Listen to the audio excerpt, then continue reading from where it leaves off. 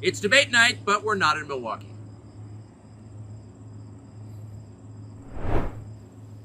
Mr. President, thanks for joining us. Thank you. Why aren't you at the Fox News debate tonight in Milwaukee? Well, you know, a lot of people have been asking me that, and many people said you shouldn't do them, but you see the polls have come out, and I'm leading by 50 and 60 points. And, you know, some of them are at 1 and 0 and 2.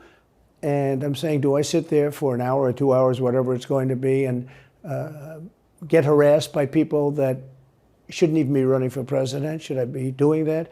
And a network that isn't particularly friendly to me, frankly. You know, they were backing Ron DeSanctimonious like crazy, and now they've given up on him. I mean, it's a lost cause.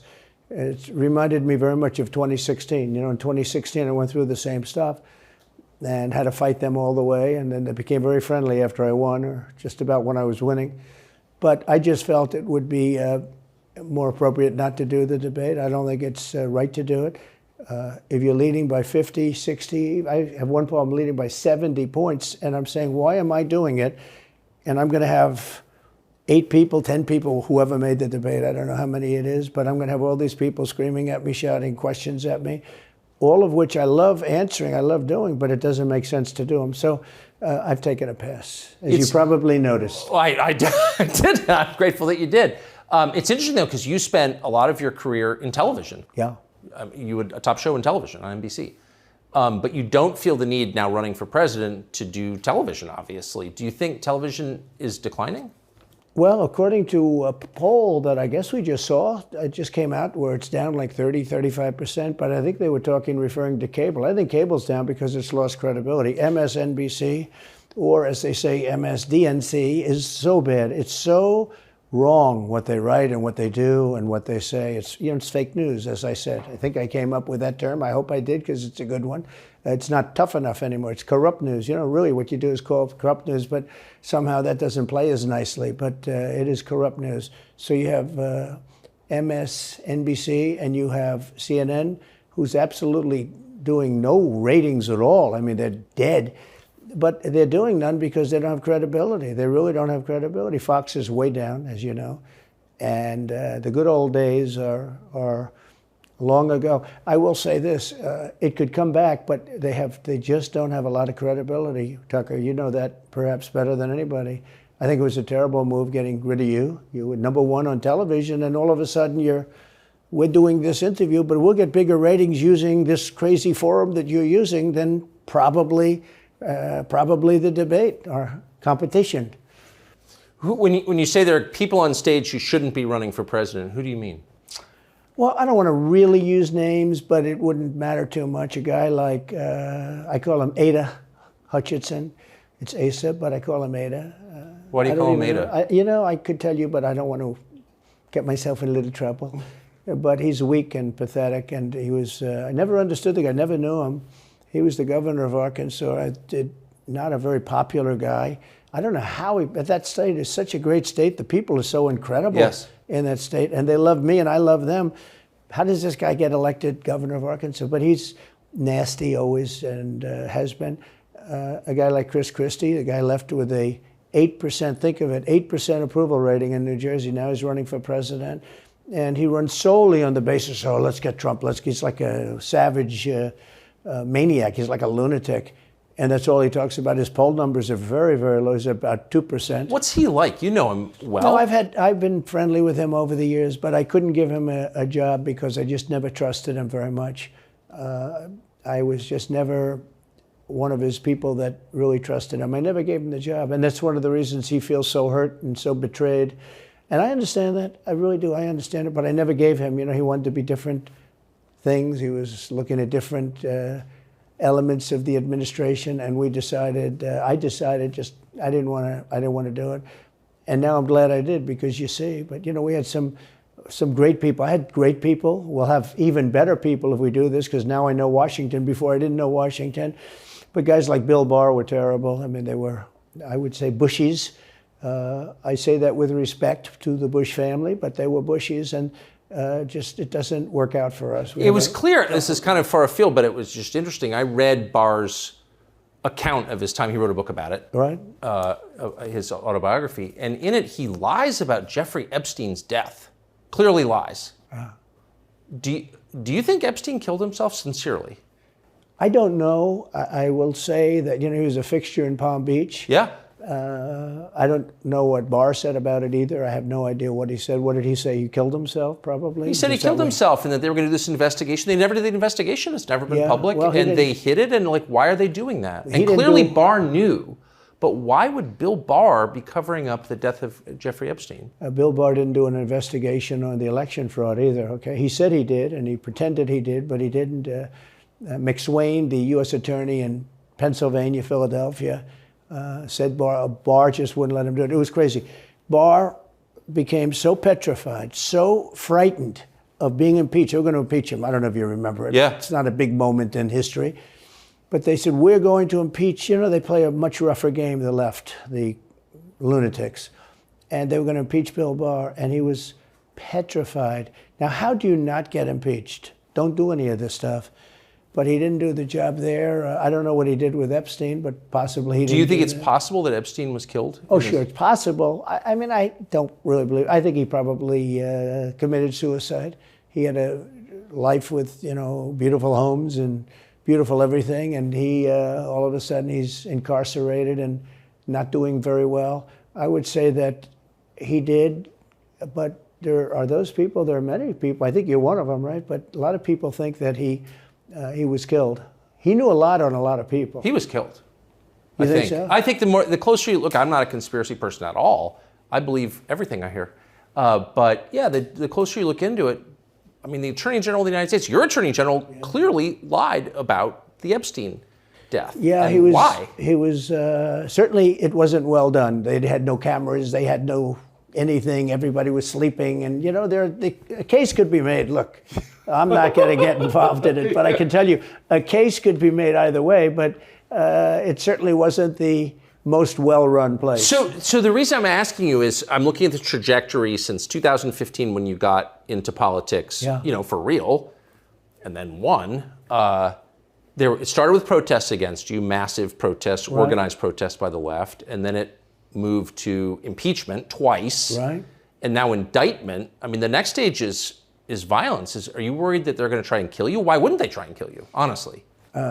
They're savage animals. They are people that are sick, really sick. You have great people in the Democrat Party. You have great people that are Democrats. Most of the people in our country are fantastic, and I'm representing everybody. I'm not just Republicans or conservatives. Right. I represent everybody. I'm the president of everybody. But I've seen what they do. I've seen the lengths that they go to. When they make up the Russia, when that's exposed and they go down, and Barr should have gone after them, and other people should have gone after. And they did very late, because the Durham report came out. It was fairly good. It could have been a lot tougher, I guess, but it was fairly good. But it explained how corrupt it was. I'll tell you who did a great job was the Inspector General Horowitz. He did a phenomenal report. You didn't have to go to Durham. He did it on Comey and on, I guess, McCabe and some others, and it was a vicious, it was basically a true report, how bad they are. But these people are sick people. These are people that I think they hate our country. You want to know the truth. When you see open borders, when you see these policies that they have, and so many other things, it's so sad to see. We have a country that's very fragile right now. I've never seen, I will say, look, I ran in 16, which was 15, but I ran in 16, election in 16, and there was tremendous spirit. In 20, there was even more spirit. We got millions and millions more votes. It wasn't even a contest. People said, well, what do you think of 20? I said, we did much better. We did. You got to base it on the number of votes. We got many more votes in 20 than we did in 16. But the election was rigged. It was a rigged election.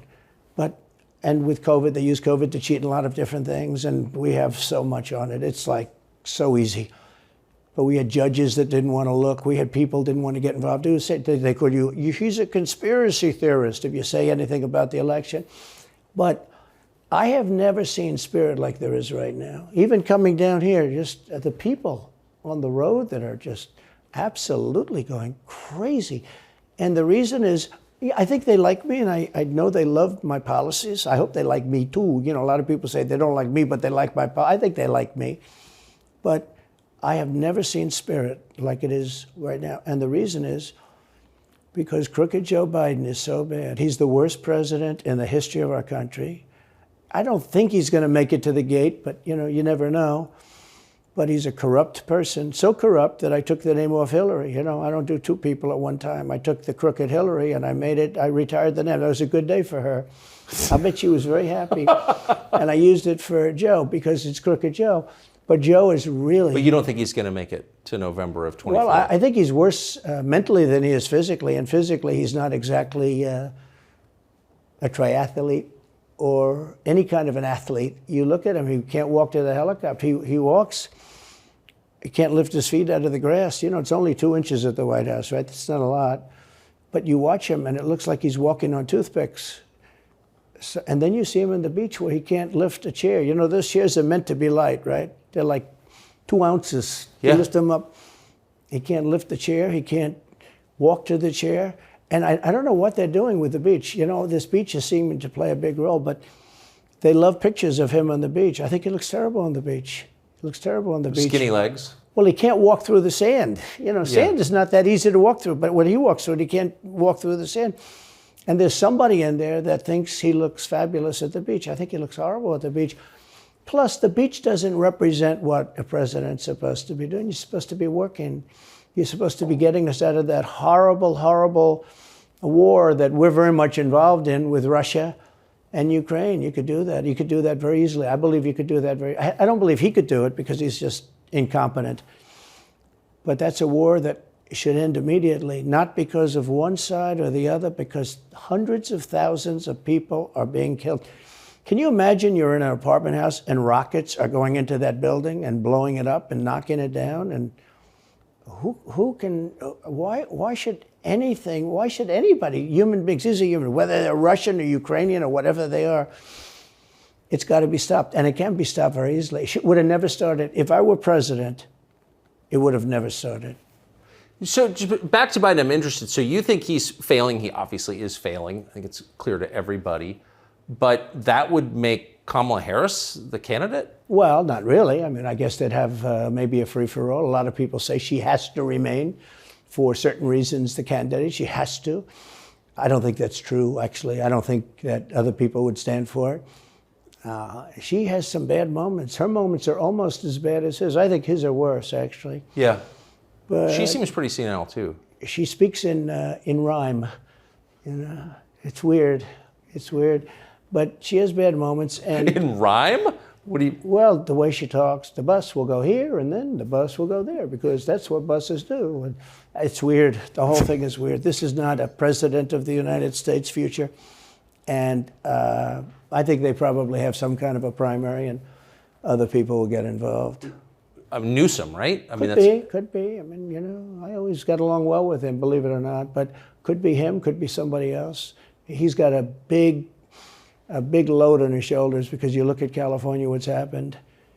But I don't know if the American people really, the people that vote for him, I don't even know if they care. You look at so many of the things that are going on, and people don't seem to be, in the old days, if you had a bad record, it meant a lot. Today, if you have a bad record, it doesn't really mean anything. He looks good, he's a nice looking guy, speaks well. But Biden, every time you watch him talking, it's like he's walking on eggs. You're waiting for him to collapse. And he almost always does. And I got to know the leaders of all of the countries, essentially, but the big ones.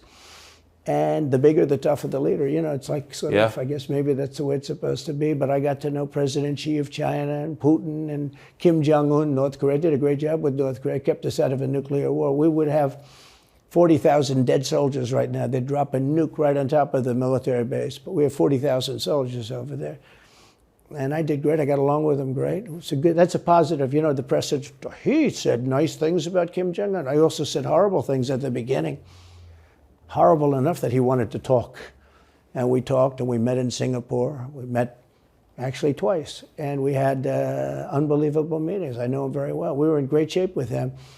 What do you think he and Xi and Putin think of Biden? I think they can't believe it. I think they probably say this is some kind of a system. They had great respect for our country. They respected me. They had great respect for our country when I was there. Every one of them. Look, if you go to North Korea, you take a look at what happened. You know, the Olympics was dead. South Korea spent billions on the Olympics. Nobody was going to go. They didn't want to get blown up. They called me and they said, we are going to let the Olympics proceed. This is North Korea. I said, you should go into the Olympics. Put your athletes in. It wasn't like, you know, they were big on athletes because, you know.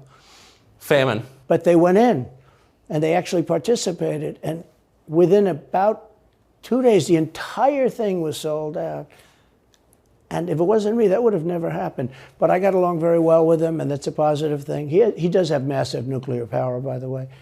And if Hillary would have gotten in, or if the Obama thought process continued, it would have been a nuclear war, absolutely, with North Korea. He was expecting to go into a war, and it would have been a nuclear war.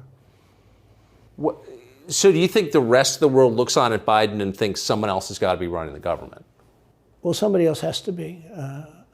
I don't think he's capable of doing anything. Look, when I debated him, I said, how come, and this was in front of probably not a friend of yours, Chris Wallace. He was the moderator. Not a friend. I said, why is it he wants to be Mike, but he doesn't have the talent? It's one of those bitchy little man. He wanted to be his father, but he didn't have the talent of his father was great. He's father, a little fussy man. His father interviewed me in 60 Minutes. It was actually a 10. Can you believe it? No, I totally believe his father had talent, at least. I may have been the only guy that he gave a good 60 Minutes to. He was rough. Really? His father was tough. He was great, though. He was great at what he did. But Chris Wallace was so upset.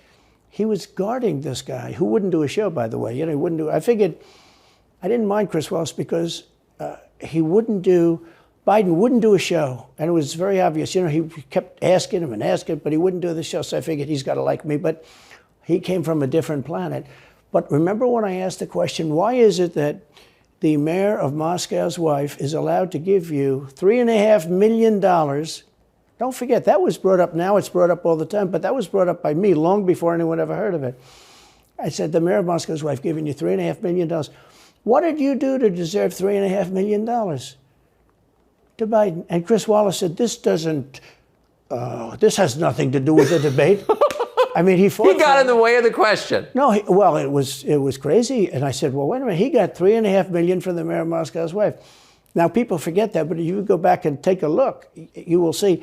And Chris Wallace didn't want me to ask that question. I said, I think it's a very appropriate question. It turned out to be much more appropriate than people thought. Amazing. So do you have a preference in, assuming you're the Republican nominee and all goes as you plan it to go, do you have a preference in who you run against? In many ways, I'd love to run against him because his record's so bad. You know, it's still horrible when you look at inflation and everything else, but others also have very bad records. I mean, California's a bad record, so, you know, should it be Gavin or should it be somebody else? When I look at San Francisco, what's happened to that incredible city. That was one of the greatest cities in the world just a short while ago, and now it's very sad when you look at it. Los Angeles, every city practically, all the Democrat-run cities. You know, Republican-run cities are doing very nicely because they arrest people when you have crimes, and they don't go after political candidates because they think it's good. You know, I mean, it's like been amazing. My poll numbers are the highest I've ever had, but because people understand it. Can I just ask you, that gets back to my original question. So if the protest didn't work, you got elected anyway. Yeah. Impeachment didn't work twice, obviously. Indictment is not working. Your poll numbers go up. When they raided Mar-a-Lago in August of last year, your numbers went up. They can indict you 20 times and you're not gonna lose the Republican primary because of that. Well, so it makes it look even more ridiculous. I mean, the 4 indictments, and maybe there'll be more. I don't know. These people are crazy. But they're counterproductive. So if you chart it out, it's an escalation, is what I'm saying. Yeah. So what's next? After, you know, try to put you in prison for the rest of your life, that's not working. So, like, don't they have to kill you now? I think the people of our country don't get enough credit for how smart they are. And I'm not sure I would have said this 10 years ago, but they get it. You know, they really get it. When somebody gets indicted, your poll numbers go down. When somebody gets indicted, you announce, ladies and gentlemen, I'll be leaving to spend time with my family and to fight for the rest of my life on this stuff. But you're out of politics. I got indicted 4 times. All trivia, nonsense, bullshit. It's all bullshit. it's horrible when you look and you look at what they're doing. The boxes hoax, I'm covered by the Presidential Records Act. I'm allowed to do exactly that. He's not covered, and he's got 25 times the number of boxes, and he's got them stored in Chinatown. He's got them stored in a flimsy garage underneath his Corvette at Penn. And by the way, at Penn, he gets millions of dollars. China pays this guy millions of dollars. See, I think he's the most corrupt president we've ever had. And he also has the distinction of being the most incompetent. And I believe both. I mean, he's both incompetent and corrupt. So and who I is running the actually government? believe he's compromised because China knows so much about him. They know where the money comes from. They know where it is, who paid it, and they probably paid it. Well, they do pay Penn, and he gets $1 million. I think he takes $999,000 because, keeps it a little bit under $1 million, like by $1. But he, in many ways, is a Manchurian candidate. We have a Manchurian candidate, and he's afraid to tell Russia to get out of Cuba. He's afraid to tell China to get out of Cuba. He's afraid. China now is building, think of this, China is building military installations in Cuba. The Cuban population of Miami is not too happy because they're never going to be able to go back. And you don't even hear about it. And the worst culprit is the press, the media, because normally, when I first heard that China is building installations in Cuba, and installations means military installations, okay, they said just some communication. They did that on the islands with Japan. They took the island, they started this massive construction, and they told everybody, including the Japanese have to be very careful. They told everybody that this is a housing development. They're going to build a housing development. And I said, how come the runway is 20,000 feet long? Private jets need 4,000 feet. They don't need 20,000 feet. The big ones need 20,000 feet. They don't even need 20. And I looked at the runway. I said, that's the largest runway ever built, both in width and length, for housing development. There's nobody that has a plane that big that you would have a runway that's Why is for China testing. allowed to conduct imperialism in our hemisphere? Well, yeah, and it's far beyond Cuba. It's all over South America. Yeah, in the Caribbean. So we built a thing called the Panama Canal. We lost 35,000 people to the mosquito, malaria. Yeah. We lost 35,000 people building. We lost 35,000 people because of the mosquito. Vicious. They had to build under nets. It was one of the true great wonders of the world. As he said, one of the 9 wonders of the world. No, it was one of the 7. It happened a little while ago, It says 9 wonders of the world. You could make 9 wonders. He would have been better off if he stuck with the 9 and just said, yeah, I think it's 9. But this is one of the true 7 wonders of the world. And you take a look at the Panama Canal. It was such an incredible engineering marvel. We sold it under Jimmy Carter. We sold it to Panama for $1. The following day, they quadrupled the amount of money that ships had to pay to get across. They didn't lose one ship. And now they've made it much bigger, and now they've widened it. They've doubled it, right? They've more than doubled it. And it's one of the most profitable things. Any time it's just incredible, right? We gave it away for $1. China now controls it. They actually control the Panama Canal. They run it, they control it. And we shouldn't let that happen. And we can't let China be in Cuba. And they'll get out. If I'm president, they'll get out. Because I had a very good relationship with President Xi, but he respected this country, he respected me. And he'll get out. And we can't let them run the Panama Canal. We built the Panama Canal. Should have never been given to Panama. We should have had it. But we gave it for $1. Think of it. They quadrupled. In one day, they lifted the fees, which are, pretty big, for these massive ships to go through, right? Rather than going around the Cape and through all the tremendous storms, such beauty, it's beautiful stuff. But you didn't want to get caught in those storms. Those were storms that wiped out the biggest ships. And we go through the Panama Canal, we built it, and we gave it away for $1. Think of that, how stupid are we? We have done the stupidest things in this country. And now we have a president that can't put 2 sentences together, can't speak, can't walk, can't talk. I don't think he gets to the starting gate, but these people do miracles. I mean, he ran out of his basement, and you got away with that one because of COVID, so he sort of got away with it. They cheated on the election. But you have people that are very smart, but they're fascists and they're radical left lunatics, and they're destroying our country with the all-electric cars and the windmills all over the place, which, by the way, don't work, and they're all, most of them made in China. For the most part, they're made in China. Germany a little bit, but China. But you look at what's happening to our country, even no voter ID. I mean, why don't they want voter ID? There's only one reason they don't want voter ID, because they want to cheat. I mean, who doesn't want, you know, the Democrat convention, the last one, they had voter ID that was this big. It looked like a prison card, this big on their chest. You walked in, they had your picture, your this, your fingerprint. They had everything. The most incredible voter ID I've ever seen.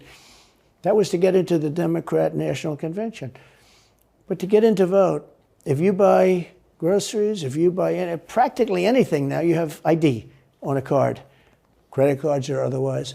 But don't you think it's racist to have to show your ID? Well, they probably say that. They use anything not to show ID, because voter ID is pretty simple. And we could go back, and we should go back to all paper ballots, voter ID, same-day voting. You know, France did it. France had mail-in ballots, and it was terrible. Anytime you have mail-in ballots, you're going to have massive cheating on your elections. Anytime, but not just the presidential election. Anytime you have... Isn't that the whole point of them? Yeah. So you can cheat? Oh, yeah, sure. It's their whole point. That's their whole point. They want to cheat, yeah. They have to cheat because their policies are so bad that if they didn't cheat, they couldn't get elected. Who wants open borders? Who wants high taxes? Who wants high interest rates? Who wants to not be able to use a gas stove or have to drive an electric car, which, you know, you have a 4-hour drive, but the car only goes an hour and a half, so you have to charge it. The happiest moment for somebody in an electric car is the first 10 minutes. In other words, you get it charged, and now for 10 minutes. The unhappiest part is the next hour, because you're petrified that you're not going to be found another charger. People, I'm saying, if people, I'm not knocking electric cars, they're fine. They're fine. But if people want to buy a gasoline car or a hybrid, hybrids are pretty good, actually, but they should be allowed to buy. They don't want to do any of this. So right now, California's in a big brownout because their grid is a disaster. The grid all over the country is sort of a disaster, but the grid in California. And yet, they want to have in a very short period of time millions and millions of cars going off that grid, essentially. It doesn't work. So plug your car into a grid that's failing. You should be able to buy an electric car. You know, electric cars could be fine if you drive short distances and you want to have, you know, whatever, and you have plug-ins everywhere you go. They could be fine. But you got to have gasoline cars. You got to have everything. Let people buy everything. Now there's the new thing is your heating systems in the house. They don't want you to have a modern day heating system. They want you to use a heating system that will cost you at least $10,000 to buy and won't work very well. You know, none of the stuff works as well. One of the things I did with EPA is you have states, many states, most of the states have so much water. You know, it comes out of heaven, right? The water pours down and you have it. It's there. It's got to go wherever it goes, into the oceans, whatever. It's not like a big problem. Now, in some states, they have a problem. You know, you have some desert areas and all, and for that, it's okay. But they have sinks where no water comes out. You turn it on, no water comes out. No water comes out of the shower. No water is allowed to go into the washing machine for your dishes or for your clothing or what. And I avoided all of that. Wait, they have sinks where no water comes out? Sure, you have restrictors. When I say no water, very little water. You want to wash your hands, right? Yeah. And you've seen this, and you turn on the sink and it's very little. Or you want to wash your beautiful hair, right? And you're standing under a shower. Then the suds never go. If the water comes out very slowly. I'm sure you've seen this. It usually takes place in new hotels and new homes. Yeah, you take a drill and take the they have limiter out. Well, you can, but now they make it so you can't do that so easily. They have a restrictor. It's called a restrictor, and it restricts the water from coming out. So I ended all of that, and you have to see these. They let the water come out.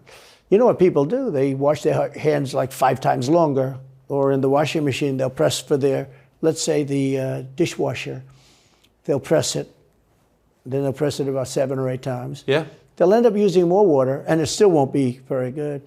I met with the head of Whirlpool. They were practically going out of business during my administration, and they said to me, from Ohio, incredible, great state, I love Ohio, and they were really doing badly because people were dumping washing machines all over, mostly from South Korea, but also from China. And he was explaining it's just a terrible situation. I said, let me ask you, how's the quality? He says, we're better, but they are good enough quality. But, of course he's going to say that, but, they are better.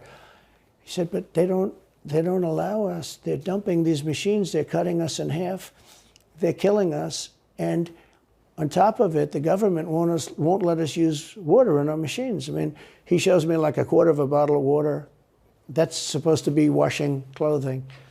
And I freed it all up, and I put tariffs on these countries that were selling and the machines coming into the country.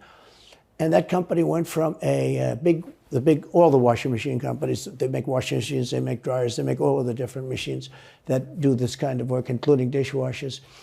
And they went from a disaster area to being just thriving. But can I ask, they love me in that part of Ohio. Well, I bet they do, but why should EPA, no one at EPA was elected by anybody, yeah. Why do they have the power to decide how much water your washing machine uses? Shouldn't Congress in a democracy get to vote on that? Yeah, you could say that. They do things that are not very... So how do you, that's my question, how do you, if you get elected again, go back to Washington, how do you keep the agencies under control? How do you keep FBI and CIA specifically under control? The way you do it, like I fired Comey, that was a big deal. A lot of people said, and I fired him very early. Somebody said, oh, I wish you would have fired him. There was a real question about firing him. Anyway, you understand, because, when they have a 10-year term, there is a question. I fired Comey. That was a great thing. If I didn't fire Comey, maybe I wouldn't be talking to you, or I'd be talking to you about real estate or something else other than politics, right? That was a coup, in my opinion. That was a very sick deal. That was the insurance policy. You remember the insurance policy? Oh, she's going to win, darling. She's going to win. But just in case she doesn't, we have an insurance policy. And insurance policy was what they were doing.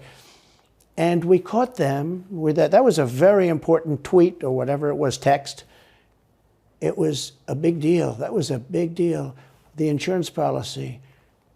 She's going to win 100 million to 1. That's not good odds. At least they gave me 1, right? 100 million to 1. But just in case she doesn't win, we have an insurance policy. And everybody said, that's strange. That's strange. But we caught all that because I fired Comey. Because when I fired Comey, it was like throwing a rock into a hornet's nest, into a nest of bees, and the place went crazy. So when you were president, are you confident that you knew everything, say, CIA was doing around the world? No, I'm not. It's a very interesting group of people. I had very good relationships, I thought, but I was a little surprised when I got out that, things go on. Look, it's... What were you surprised by? I was surprised. I think it's some of the people. I was surprised that there was... I had a group of people. Look, we killed many, using the CIA, I have to say this, very bad actors. We were very good at it. You look at Soleimani, you look at al-Baghdadi, bigger than Osama bin Laden. I mean, Osama bin Laden, but al-Baghdadi did ISIS, and he was rebuilding ISIS very strongly. And that was the CIA that did that? That was really us that did that. Yeah. That was really us that did that. And Soleimani was us that did that, not so much CIA. But we did some very good work with the CIA. What I started, when I looked at the 51 intelligence agents saying that was the laptop from hell was Russia disinformation, when I took a look at that, I said, that's a horrible thing. They knew it wasn't. They knew it was not. And by the way, you're talking about cheating on the election? McLaughlin and Fabrizio, great pollsters, they said a thing like that plus other things meant anywhere from 10 to 17% of the vote would change. Whatever happened to Mike Pence? You've always been nice to Pence. I've never heard you criticize Pence. You've defended him in public many, many times. He's out there attacking you. What is that? So Mike wants to run for president. You got to understand, in my opinion, Mike Pence had the absolute right to send the votes back to the legislatures. The Democrats and everybody said, you don't have the right. In other words, what I said, is he a human conveyor belt? You mean if he finds fraud in Pennsylvania, in Georgia, in any of these states, Arizona, he has to send them to Mitch McConnell, right? That's right, sir. Well, if he finds fraud, he has to? Yes, sir. I said, so he's a conveyor belt. Boom, put him in. I said, I don't agree with that.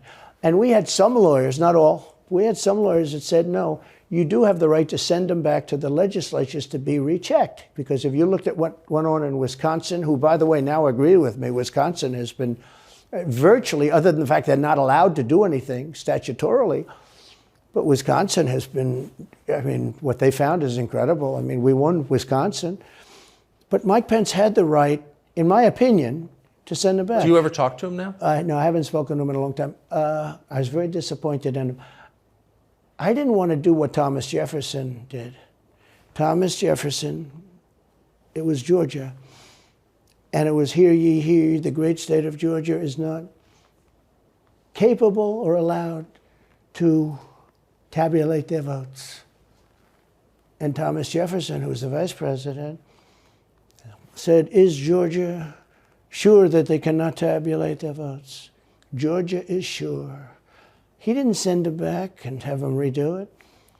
He said, we will keep the votes of the great state of Georgia for Thomas Jefferson and his president. I didn't ask him for that. Could have done that too, but I didn't. I thought that would be turmoil.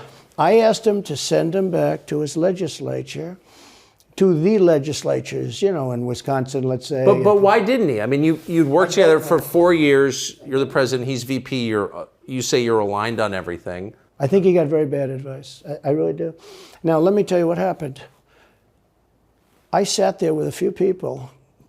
I think his lawyer was in the room too. His lawyer was very much against it. There were other lawyers that felt you could do it. It was one of those things. I think you could have done it.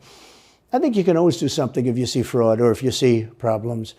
But it's very interesting. So after the election was over, the rhinos got together with the Democrats and they redid the election, so you couldn't do it anymore. So then I called the people. I said, so in other words, you're saying I was right. You could do it. Yes, you could do it. In other words, they took the Voting Act and they redid it so the vice president no longer has the power to do what I said he could do. So when that happened, I said, wow. And you know, you'd look some of these Democrats in the eye and they'd say, he has absolutely no right to do it. And immediately after the election, they met rhinos, could name them all, and Democrats, and they approved legislation that takes away the right of the vice president to do it. So I said, so you're saying I was right. The vice president did have the right to do it, and they said, yes, he did. So if you're saying they stole it from you last time, why wouldn't they do the same this time? Oh, well, they'll try. They're going to be trying, yeah. And not only me, you know. Look, DeSantis is out. I think he's gone. So he was at a level. People have figured him out. He's gone. But if somebody else got in, other than me, they'll go at him just as viciously as they did me. These people are sick. They will go after them. And a lot of people say they won't be able to hold up. I do get credit for holding up quite well, I must tell you. I think it's... How do you do that? How do you get indicted, you know, every week and stay cheerful? I think it's a lot easier because I'm so high in the polls, because it means the people get it. The people see it's a fraud. The people see it. Like this horrible district attorney from just a little while ago, from essentially Atlanta, that's Fulton County. She said, basically, I don't have any right to challenge an election. Well, what about Stacey Abrams? What about Hillary Clinton? What about all of these Democrats that are still challenging my election? The same people that are saying he's challenging an election challenged my election. And they did it with slates. They did it with all sorts of things. They were very bad about it. But basically, they're suing me, and they're saying, you don't have any right to challenge it. If you challenge an election, we're going to indict you and put you in jail. So what they're doing is they've weaponized, and don't kid yourself, the DOJ and Biden and the whole group, they're watching all of this stuff. They love the local stuff. You know, the DA in Manhattan. Not only that, they put one of the DOJ top people into the Manhattan DA's office to run things. They don't even have a case against me. It's not even a case. Everyone says, even the Democrats say, you can't bring these cases. You have no case. The Attorney General or the District Attorney, Fannie Willis, in Atlanta, she's getting killed. Basically, she's saying Trump doesn't have the right to criticize an election. But you've been around long enough now. You've seen many elections criticized. I mean, Hillary Clinton goes crazy. Every time she talks, she says, he's not the president. Jimmy Carter said, he's not the president. Well, I am the president. Hillary Clinton called me, by the way, at 3:02 in the morning to congratulate me the night of the election. Did her voice crack? Well, her voice was, it's very different, I will say. I won't get into that. But what do you mean? Her voice was very different. Don't forget, they were all celebrating at 5 o'clock in the afternoon. And I came home and I said, I think we won. I felt we won because the rallies are so big. We'd go to Wisconsin and we'd go to Georgia. We'd go to different states. In Michigan, we'd have rallies. In Pennsylvania, we had 58,000 people in Butler.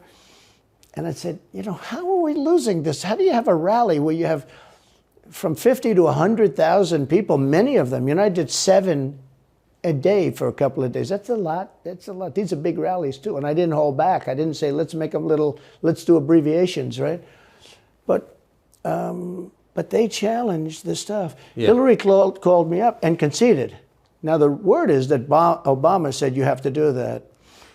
But she called up and totally conceded. But now, every time you see her on television, she's saying, she's challenging the election.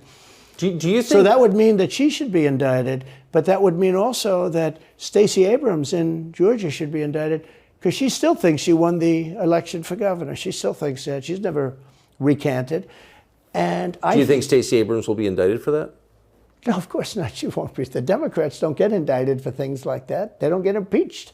No, it's a different thing. With that being said, yes, I had great support when they did impeachment hoax #1 and impeachment hoax #2. Jim Jordan, the House was fantastic. And actually the Senate was very good for me, other than, Mitch McConnell. I think it's too bad I endorsed him. He was begging, he was going to lose that race, and I endorsed him, and he ended up winning the race because of my endorsement. He was down, he was going to lose to Amy McGrath. She was $90 million in cash, all set to go.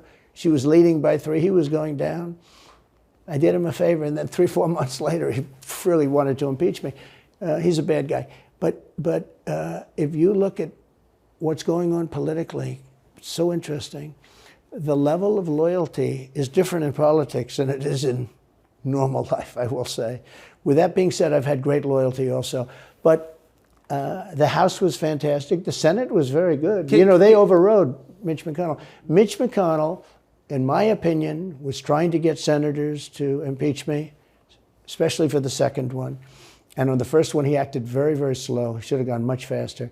But Mitch McConnell wanted to, and the senators went up to him, guys that are subservient to him because he gives money. He gives them money. He gives them a lot of money. He raises some money and he gives it to them, and therefore they do what he said. That's the only form of leadership he's got. So last question. If you're elected president again, what's your number one priority? When you ran last time, you said, I will build a wall. This time, your bottom line top promise to the country. So you can do numerous things at the same time. Of course. But let's say number one is a border, and taking hundreds of thousands of criminals that have been allowed into our country and getting them out and bringing them back to their country, Guatemala. By the way, not only the 4 countries that we think of as neighbors, all over the world. Last month, we had 149 countries represented. Think of it. We had 149 countries represented, Tucker, from places that many people never even heard of, coming into our country.